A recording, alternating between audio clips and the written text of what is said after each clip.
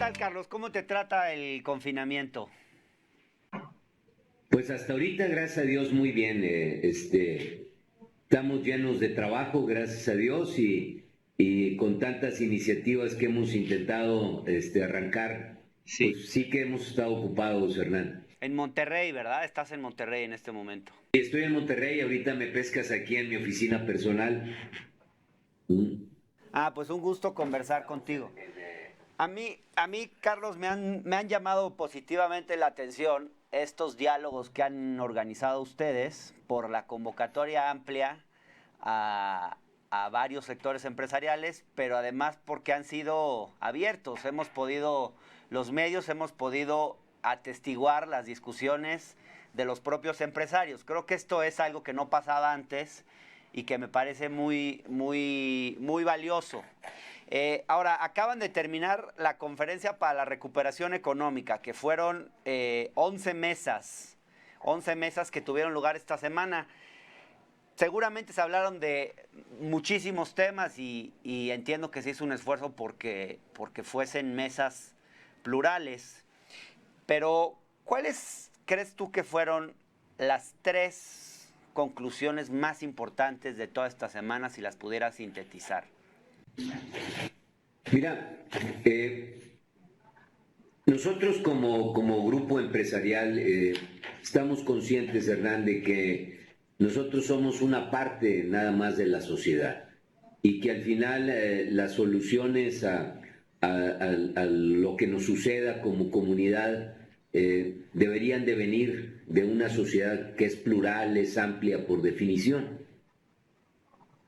Por eso nosotros lo que hemos tratado de hacer es sí ser un vehículo para organizar este tipo de propuestas, pero al final un vehículo que fuera lo más amplio posible, en donde participaran todas las corrientes ideológicas, todas las visiones de México y todos los especialistas o expertos que fuimos convocando uno a uno, independientemente de cuál era su conclusión y su orientación.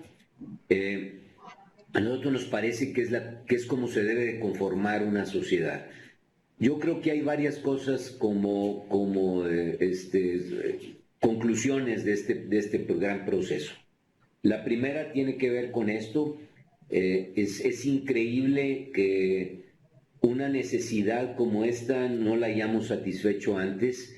Y te digo que es una necesidad, Hernán, porque participaron 122,000 personas. O sea, como yo lo trato de hacer en símil, llenamos el Estadio Azteca y se quedaron 12,000 personas afuera.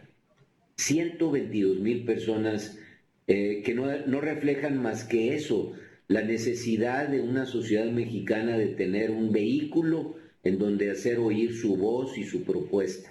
Carlos, ¿cuáles serían las conclusiones más importantes que tú te llevas?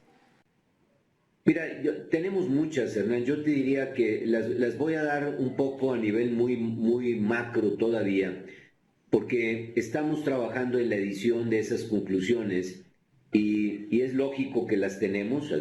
Aquí podrás ver todos mis apuntes personales de las 11 mesas y de la cantidad tan rica que obtuvimos de comentarios.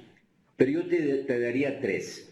La primera es que tenemos que coordinar muy bien la salida de esta pandemia. Ya estamos dentro, ahora es cómo vamos a salir. La segunda es reconocer que las cadenas de valor se distorsionaron.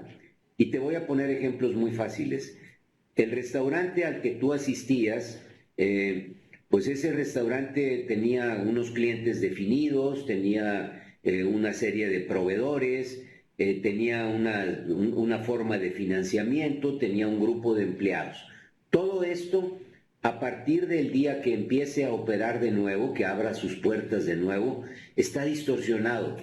Quién sabe si sus proveedores están trabajando, quién sabe si la cadena de valor vaya a llegar al mismo tiempo, quién sabe cómo está su estructura financiera, quién sabe si sus clientes van a ir a sentarse otra vez a las mesas y quién sabe si van a querer pedir lo mismo. O sea, toda la estructura con la que ese negocio abría todas las mañanas, hoy está totalmente cambiada. Claro. Te pongo un ejemplo muy sencillo, pero imagínate una fábrica que tiene que abrir sus puertas, tiene que volver a cuidar la seguridad y la sanidad de sus trabajadores, tiene que coordinarse con sus proveedores, con sus clientes, tiene que empezar a tener líneas de transporte adecuadas y nada de eso va a funcionar como funcionó el último día que estuvo abierta y trabajando. Entonces, segundo, conclusión, las cadenas van a estar automáticamente distorsionadas y hay que protegerlas. Y tercero, requerimos, como cuando en el pasado se te descomponía un carro, un automóvil, y tú le echabas un poco de gasolina al carburador, ya ni carburador tienen los automóviles. Y decíamos los jóvenes de aquellos años, hay que echarle un gallito para que vuelva a caminar. Bueno, nuestra economía va a requerir muchos gallitos para que pueda volver a caminar. Y esos gallitos van a requerir recursos públicos y privados.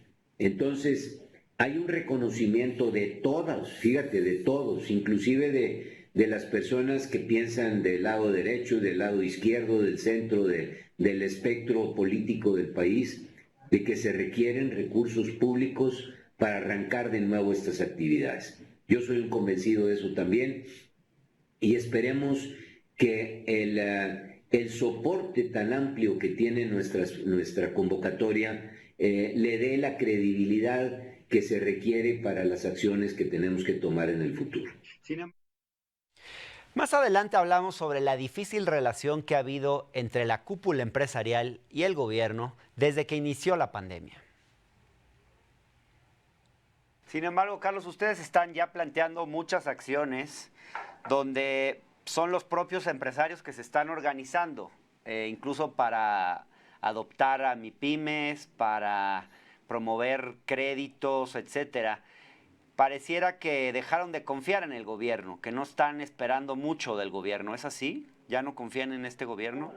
Yo creo que esa conclusión de que dejamos de confiar, nosotros confiamos siempre en que el gobierno va en un momento dado a ayudar a todos los grupos humanos que nos parece a nosotros que también requieren esa ayuda.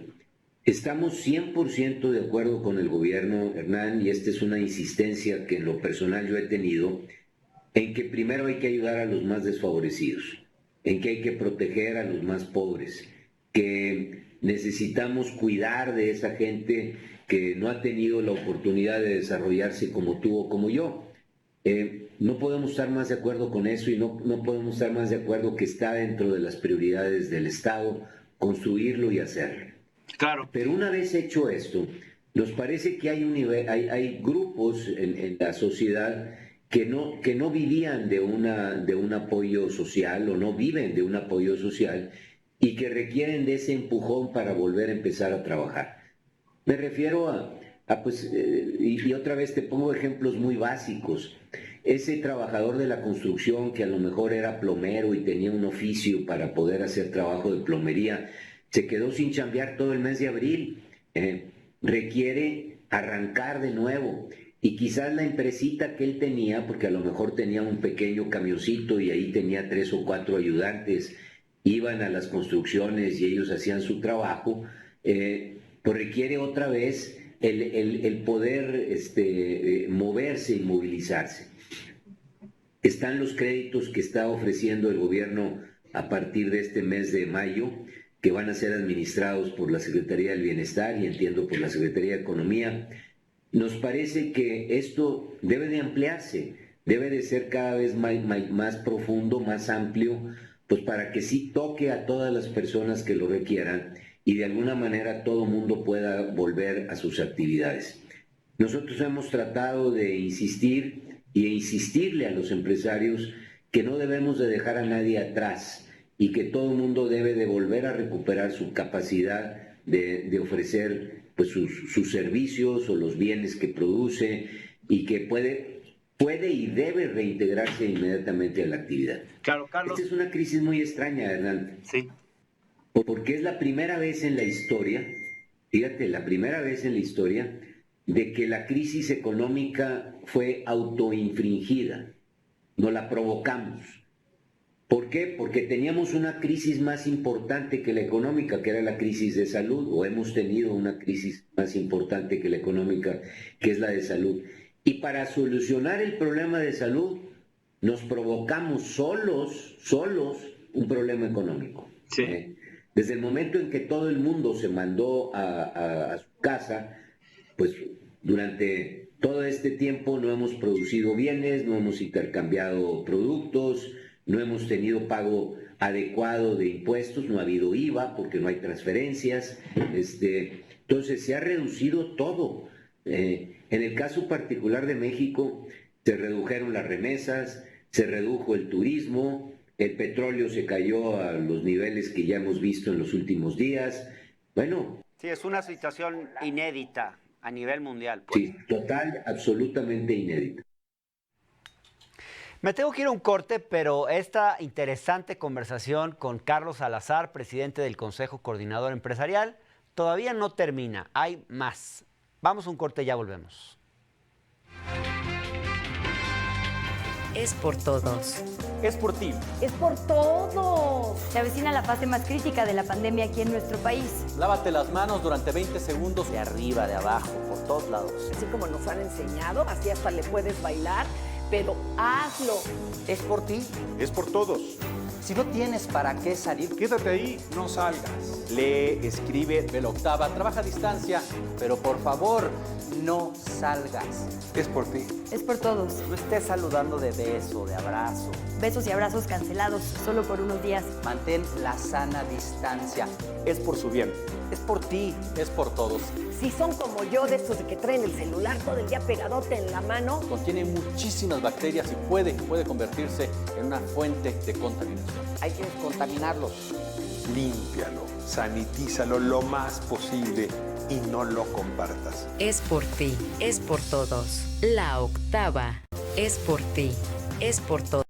No se sienta triste, no se deprima, no viva como león enjaulado. Para eso le voy a recetar unas píldoras para la cuarentena.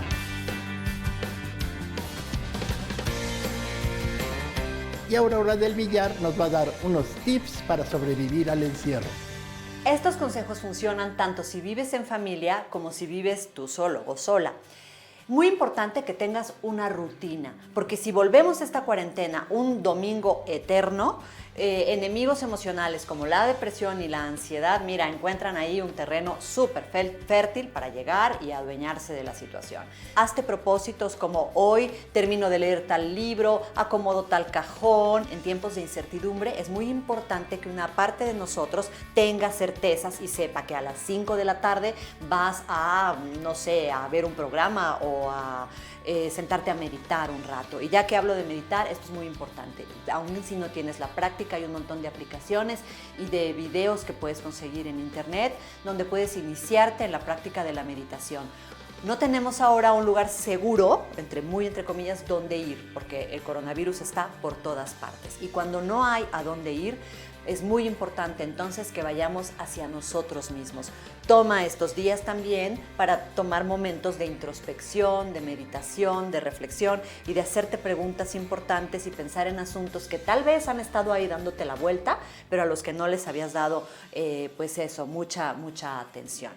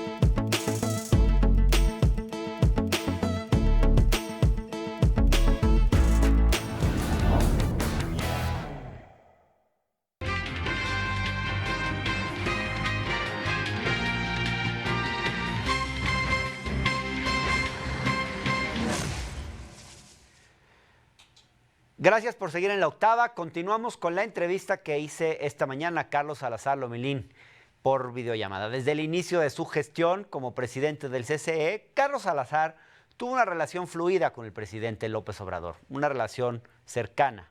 Sin embargo, desde que inició esta crisis, el tono de la relación ya no ha sido el mismo. Veamos cómo fue la conversación sobre esta parte. Ahora, Carlos, ustedes pidieron al gobierno apoyos y presentaron un programa muy ambicioso, incluso un programa 90 días que revisé con cuidado, donde plantean una serie de medidas que hay que tomar en los próximos 3 meses. Piden, entre otras, un programa de apoyo a las pequeñas y medianas empresas. El presidente revira diciéndoles, paguen los impuestos que deben, los grandes empresarios deben 50,000 millones de pesos.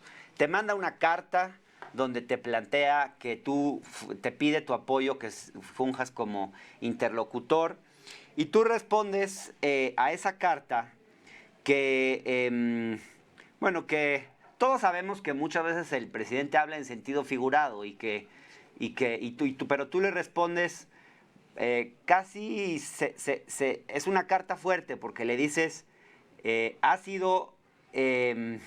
dices se ha afectado la confianza que yo pensaba habíamos construido. Hace un momento me decías que no es que se haya roto la confianza, pero ese día, el 20 de abril, tú sí usas la palabra confianza y le dices que se ha afectado esa confianza.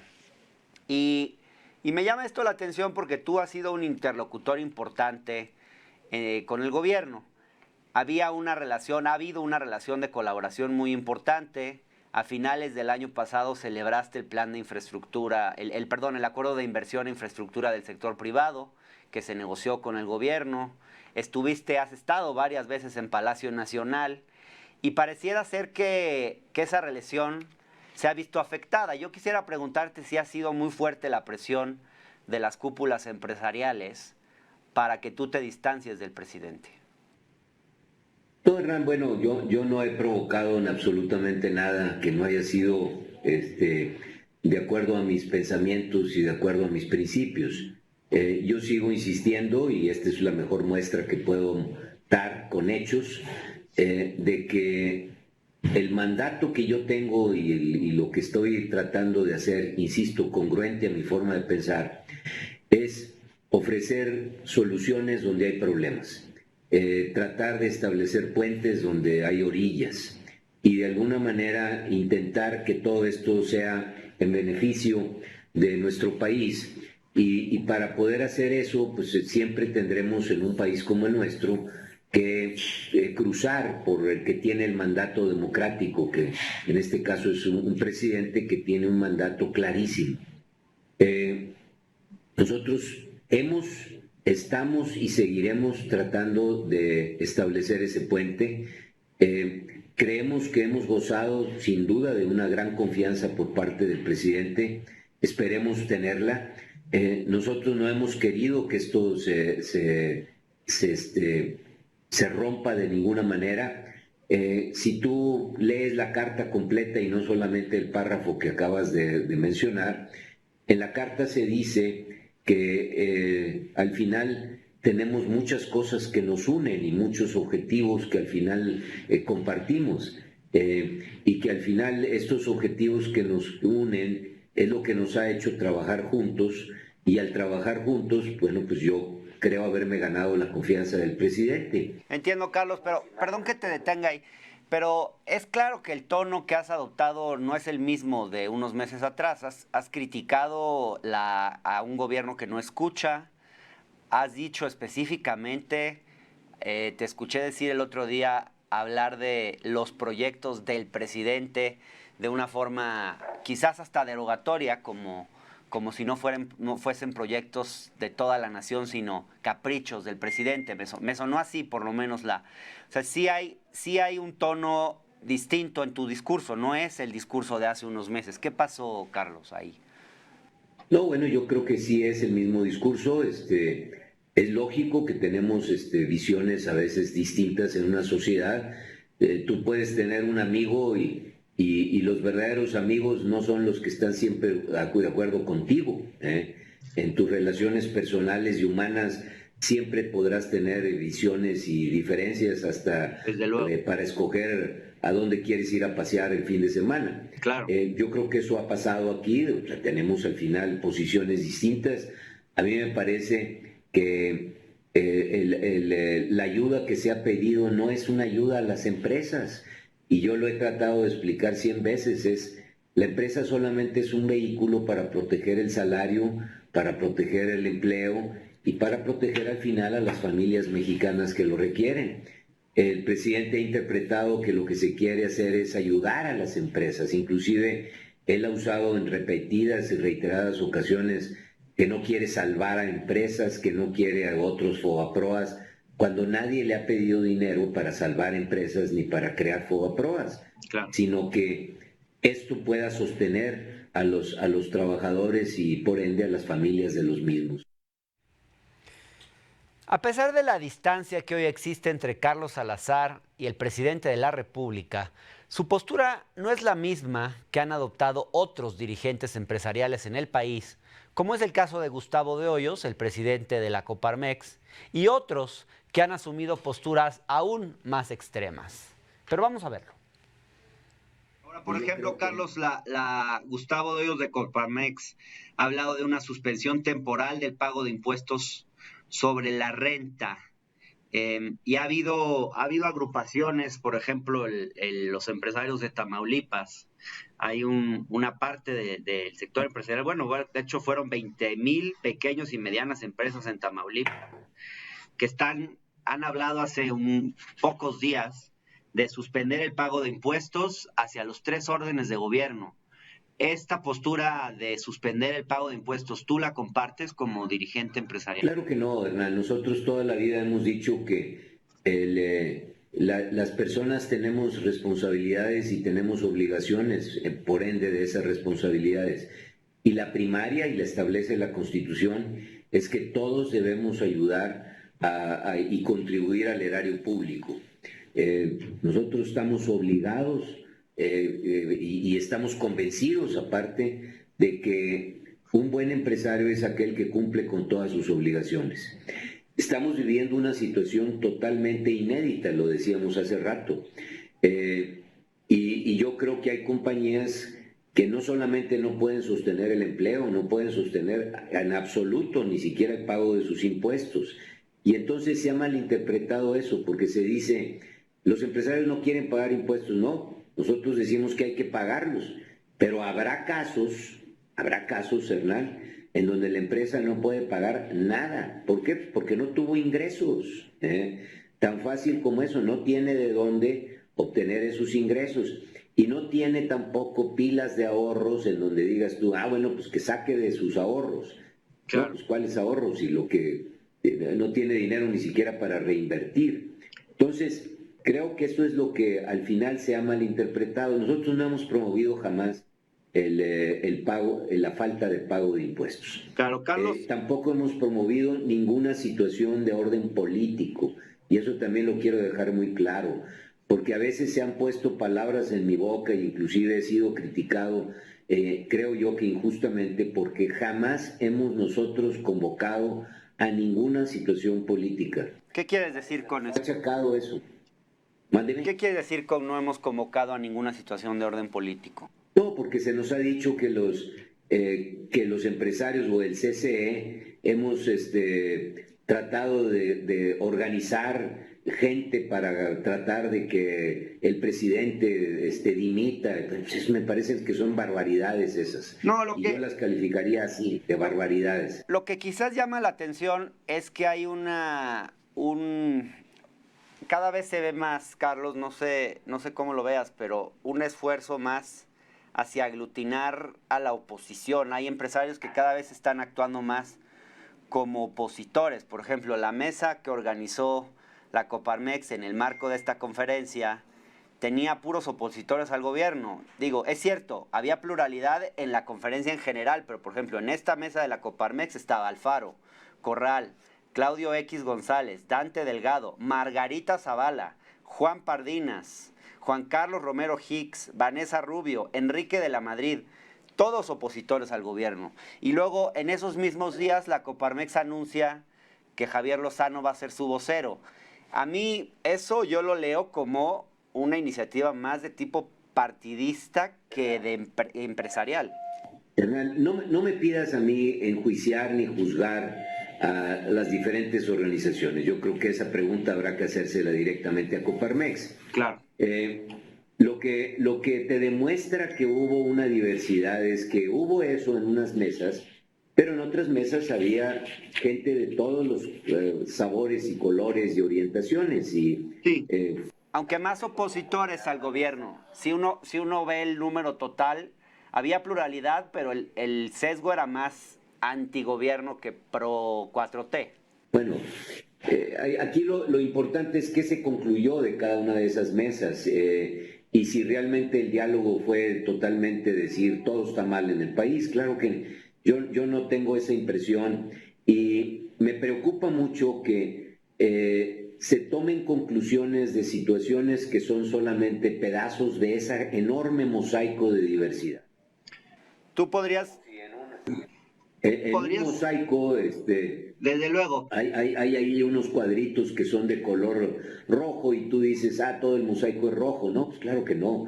Tiene esa gran diversidad porque lo que estamos haciendo es eso, provocando que hable todo mundo. Claro.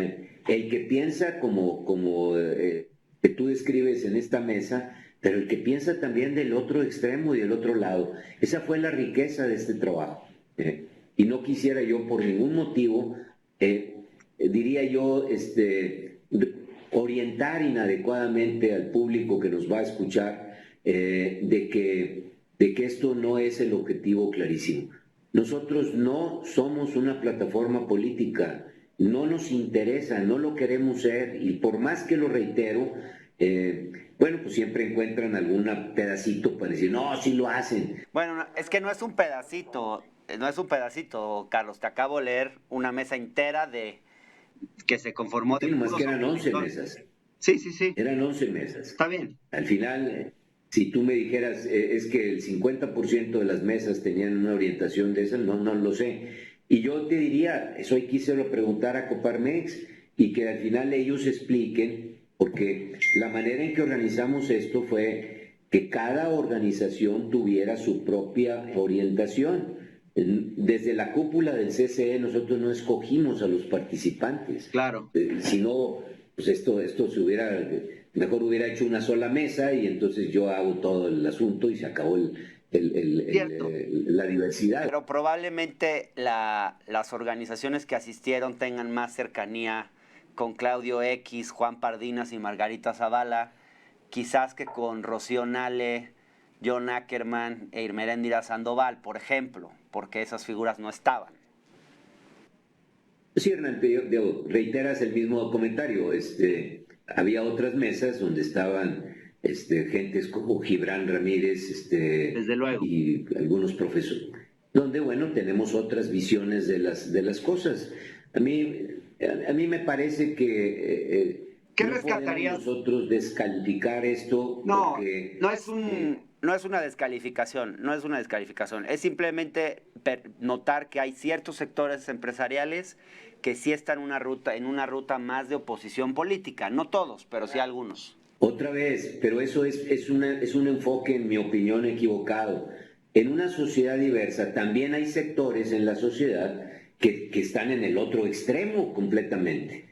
En un extremo que le gustaría ver a un país que se expropiara, que al final cambiáramos toda la orientación, que nos pareciéramos más a una orientación diferente. A mí me parece que eso es normal en una sociedad. La sociedad más capitalista del mundo, como Estados Unidos, tiene los pensadores más socialistas del mundo también, en donde hay gente que tiene esa diversidad. Esa es la maravilla de una sociedad que puede de alguna manera encontrar mejores soluciones. A mí jamás me ha preocupado sentarme con alguien que piensa distinto de mí. Lo respeto, me parece que muchas de sus ideas son buenas.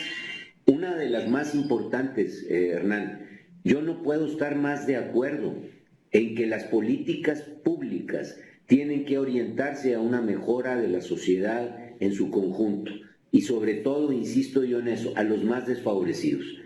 De nada nos sirve, también lo comparto con el presidente y con los que piensan así, que crezcamos económicamente y que la gente se quede pues nomás mirando desde afuera que se dio crecimiento y ellos no tuvieron ninguna ventaja. Una sociedad incluyente es la que se preocupa de todos y yo comparto ese tipo de ideas. Sí. Me tengo que ir a un corte, pero no termina todavía esta conversación con Carlos Salazar. Todavía hay cosas aún más interesantes. No se vayan, ya volvemos.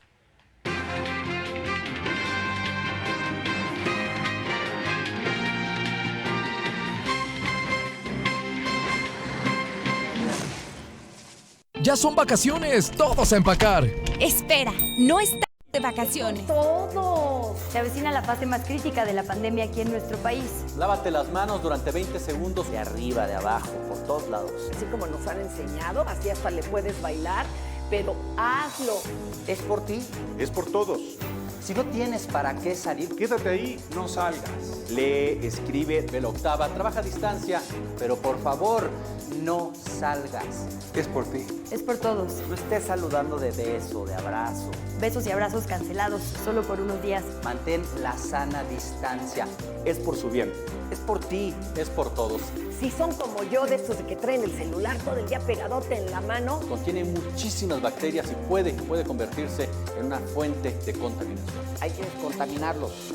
Límpialo, sanitízalo lo más posible y no lo compartas. Es por ti, es por todos. La octava es por ti. Contacto con las noticias, infórmate sobre lo que está pasando, pero no te sobreinformes. Estar pegado a la televisión, escuchando una y otra vez la misma noticia, imagínate que es como si una parte de tu cerebro la escuchara como que siempre fuera la primera vez y en vez de decir, esto sigue repitiéndose, fuera en una acumulación, en un crescendo de ansiedad, de angustia, de preocupación, de miedo, y ahorita lo que menos queremos es que además de un virus haya una pandemia ocasionada por el miedo. Entonces, sigue las indicaciones de las autoridades sanitarias y por supuesto las que te dicte tu sentido común. Este es un muy buen momento para activar tus recursos internos, tu autoridad interna y cuidarte.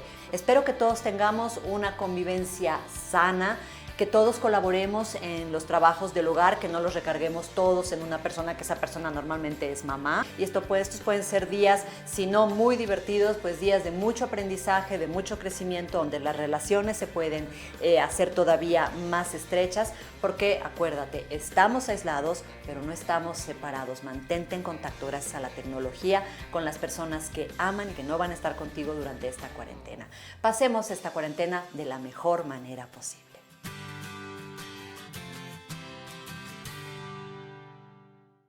No se sienta triste, no se deprima, no viva como...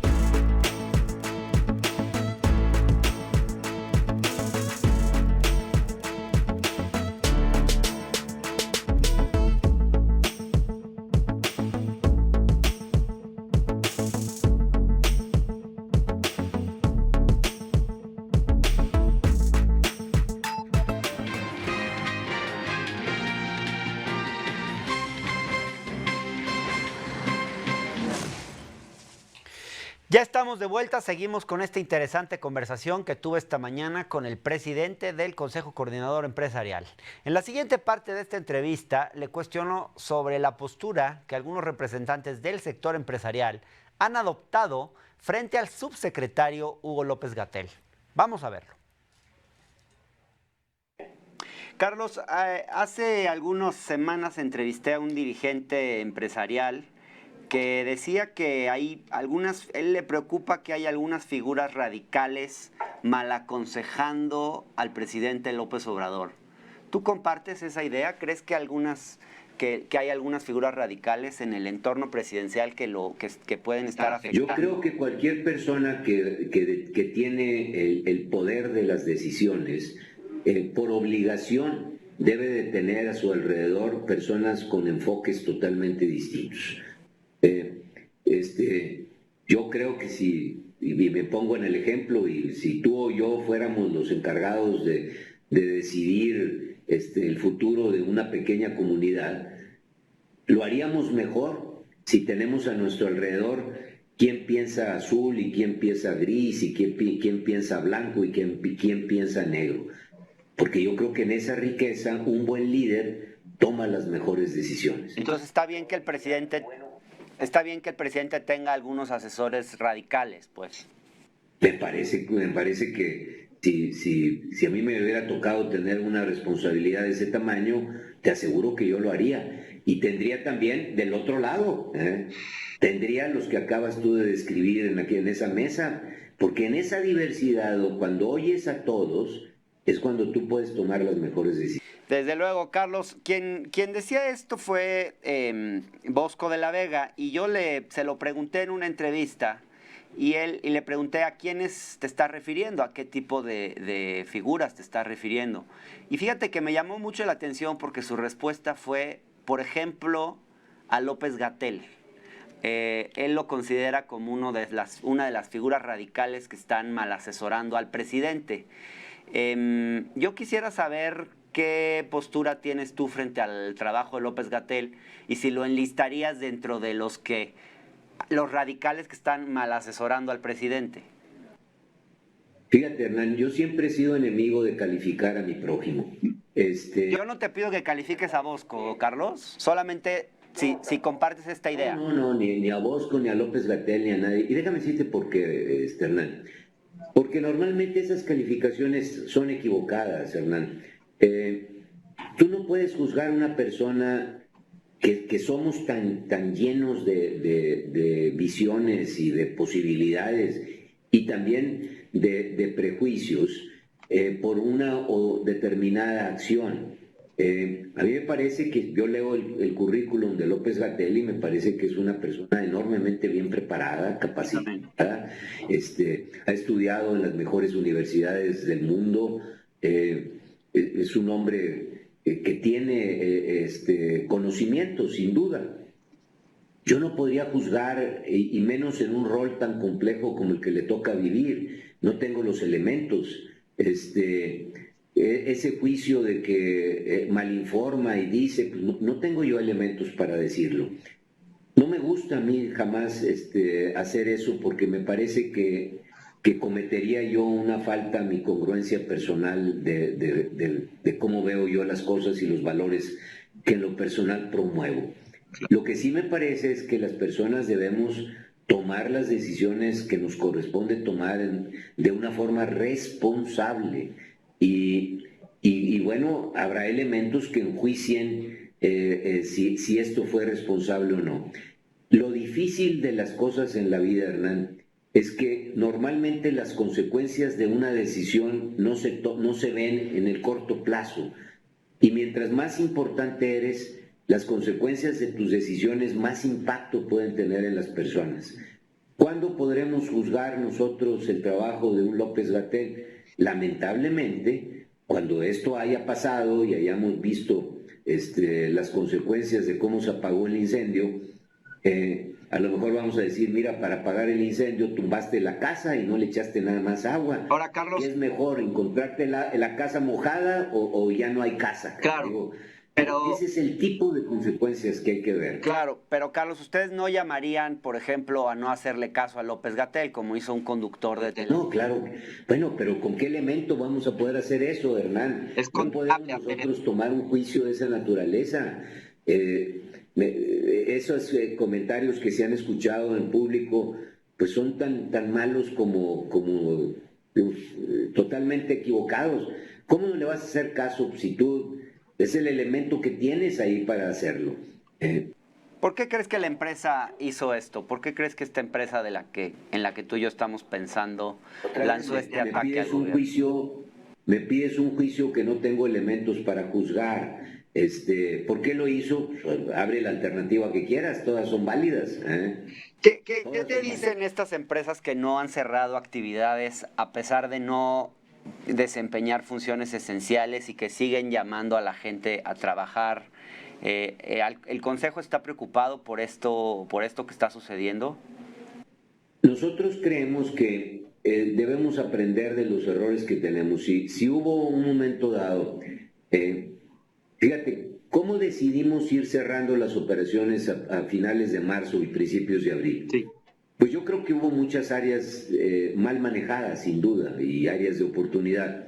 Yo lo que les decía hoy en la mañana en una plática también con un grupo de empresarios, les decía, bueno, debemos de aprender de esos errores para no equivocarnos de cómo vamos a abrirlas. Ahora, los criterios sobre los que tenemos que abrir las operaciones tienen que ser criterios con un sustento. En todas, Hernán, y esto es bien importante, el tomador de decisiones tiene que tomar un riesgo, y ese es el dilema más grave. Si tú quisieras tener 0 riesgos, déjame suponer que yo soy el secretario de Salud y no quisiera correr ni un solo riesgo, bueno, pues abro las operaciones en el mes de diciembre de este año y lo más seguro es que no me vaya a equivocar. Pero por otro lado, tienes el impacto de que tienes que volver a trabajar, porque la situación económica te lo exige, y tienes que tomar una serie de riesgos. Así como lo hiciste al cerrar, yo decía hace un instante, la situación fue autoinfringida. Claro. Nosotros solos dijimos, hay que cerrar las operaciones para evitar el contagio y evitar un problema mayor. Claro. Esa es la dificultad de ser un buen tomador de decisiones. ¿Dónde están tus riesgos? ¿Qué dilemas tienes que tomar y cómo los actúas? Y mira, déjame nomás terminar esta reflexión. La única cosa que tiene un tomador de decisiones que debe de siempre orientar y ser su principal vector en lo que está haciendo es la estructura de legalidad. Porque tú lo que tienes que hacer es tomar tus decisiones, pero siempre ver si tus decisiones están dentro de la ley. Porque ese sí debe de ser el orientador.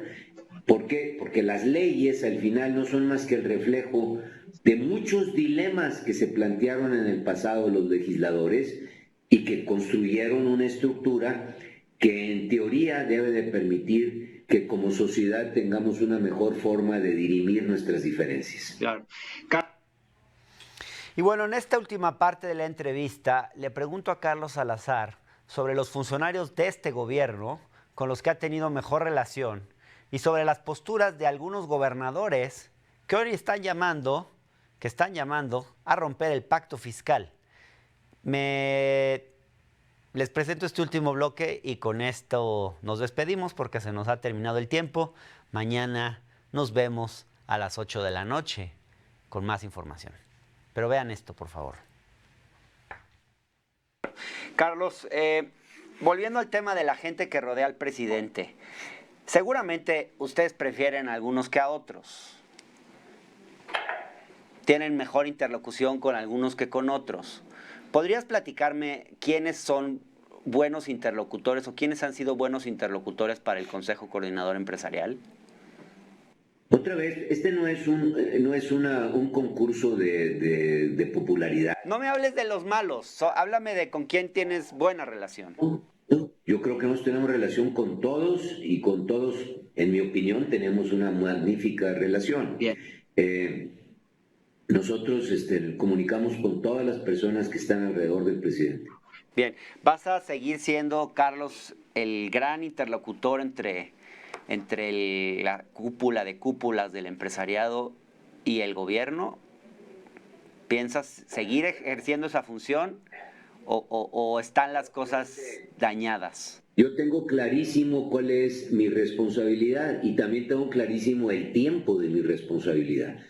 Hoy estoy como responsable de esto y hasta el último día que tengo el mandato lo haré con la mejor racionalidad con lo que lo puedo hacer, libre de cualquier situación de orden emocional, tratando definitivamente de ser lo que me corresponde. Me corresponde defender los intereses de un sector, pero también, antes que eso, pensar como mexicano y defender los intereses que a mí me parece que le convienen a nuestro país. Yo intentaré seguir tocando la puerta constantemente de todas las áreas de la sociedad, pensadores universitarios, académicos, pensadores de izquierda, de derecha, para que eso alimente nuestra forma de pensar y evidentemente le sirva más a la autoridad en las decisiones que tiene que tomar. ¿Te gustaría ser gobernador, Carlos?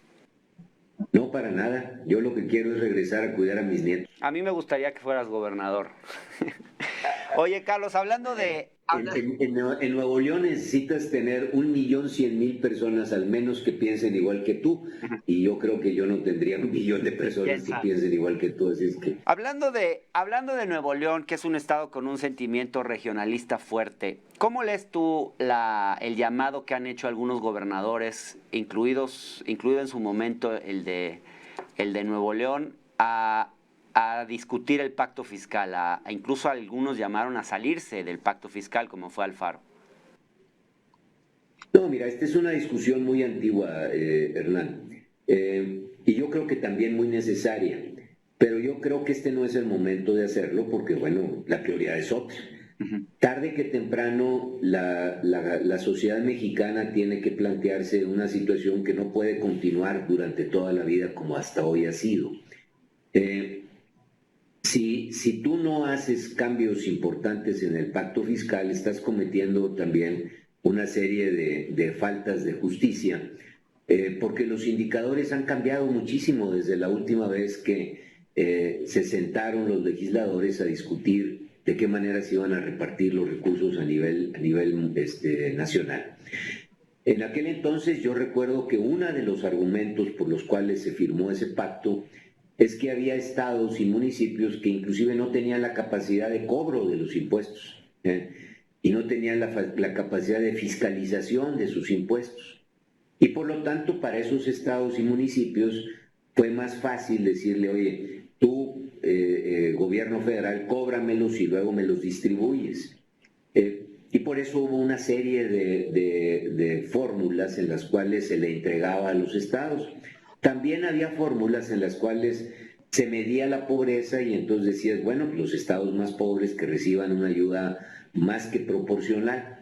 Bueno, todo esto yo creo que vale la pena que se vuelva a replantear y que de alguna manera pues los estados tengan una mejor fórmula para poder resolver su problemática.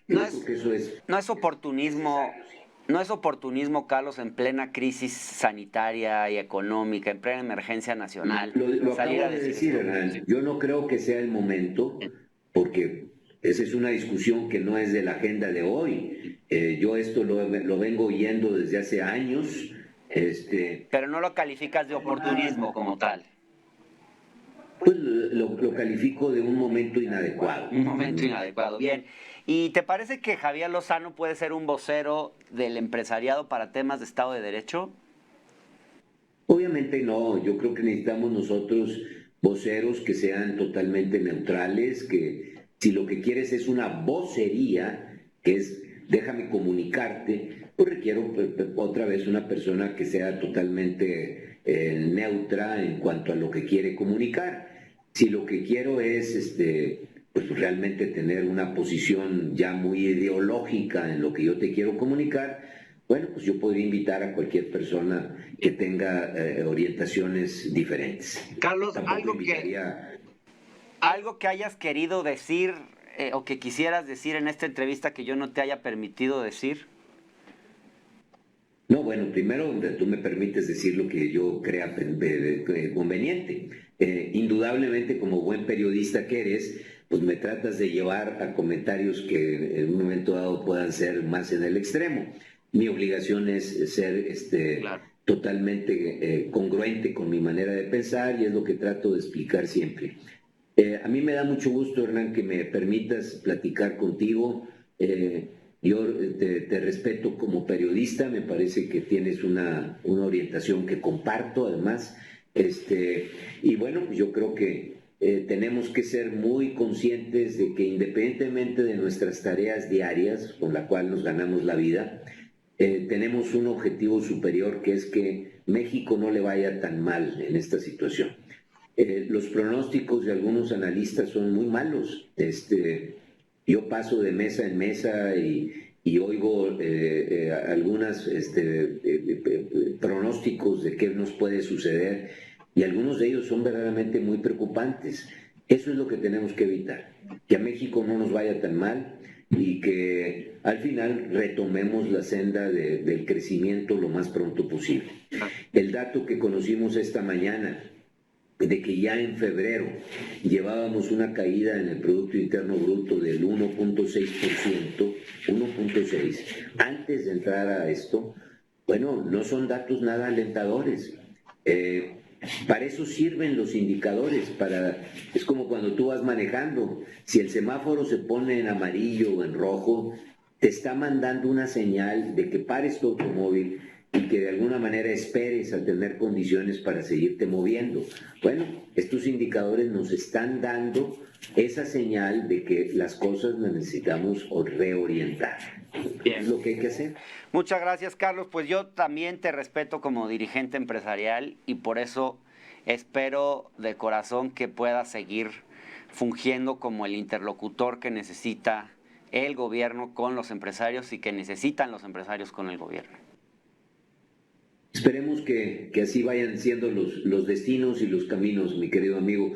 Y por mí no va a quedar. O sea, yo voy a seguir insistiendo y te dije que mientras tenga yo esta responsabilidad lo haré con todo entusiasmo. Muchas gracias, Carlos.